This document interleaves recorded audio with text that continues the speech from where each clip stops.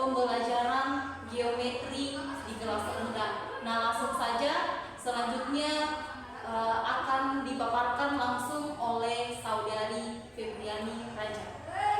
Bismillah, saya di sini akan menjelaskan tentang pengertian geometri. Pertama-tama, geometri ini ilmu matematika yang mempelajari garis, ruang, dan volume yang bersifat abstrak dan berkaitan satu sama lain. Kata geometri berasal dari bahasa Yunani atau Grek geometrin, di mana geo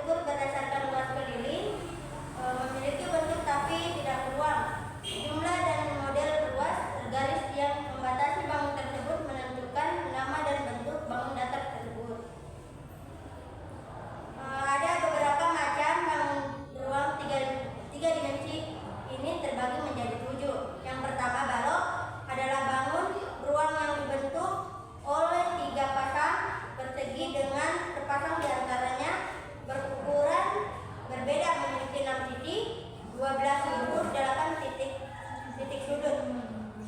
Yang kedua, kubus adalah bangun ruang yang dibatasi oleh 6 bidang komponen.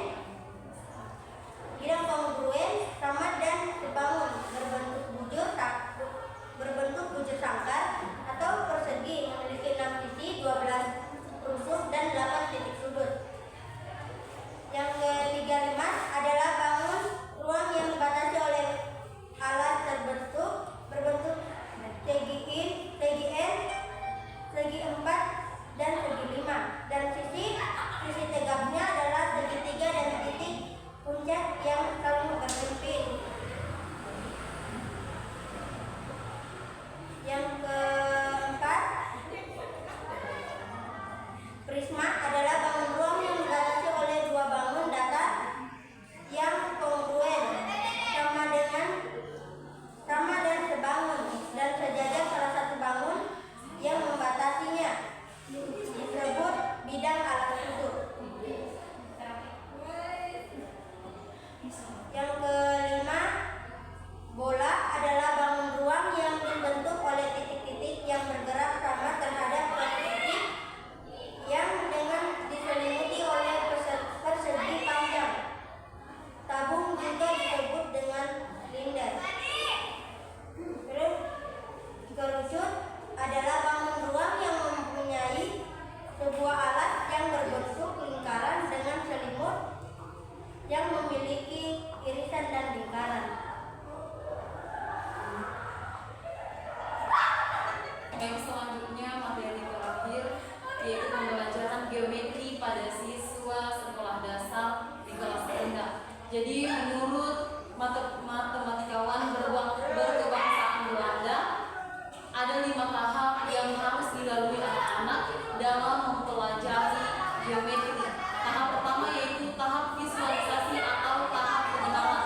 Nah, di dalam tahap ini siswa belum mengenal tentang apa itu geometri. Siswa belum mengenal sifat-sifatnya atau bentuk-bentuknya. Maka dari itu sebagai guru pada tahap pengenalan ini, guru harus memberikan gambar-gambar yang berkaitan tentang geometri.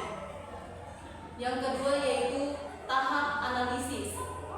Nah, pada tahap ini anak sudah mulai mengenal tentang sifat-sifat geometri, tetapi anak belum mengenal bentuk-bentuk dari geometri. Tahap ketiga yaitu penguatan. Pada tahap ini siswa sudah mengenal bentuk-bentuk geometri dan siswa juga sudah mengenal sifat-sifat geometri. Tahap keempat yaitu tahap deduksi. Pada tahap ini siswa sudah mengenal semuanya. Jadi yang awalnya siswa itu tidak mengenal tentang geometri, misalnya bentuk dari persegi panjang itu seperti apa. Nah, pada tahap ini siswa itu sudah mulai mengenalnya. Kemudian tahap yang kelima yaitu keakuratan. Tahap ini adalah siswa sudah memahami bahwa adanya ketepatan dari apa-apa yang mendasar adalah hal yang penting. Jadi pada tahap ini semuanya itu siswa sudah mengenal. Jadi bisa dibilang tahap ini siswa sudah menguasai tentang geometri. Nah, demikianlah pemaparan materi dari kami.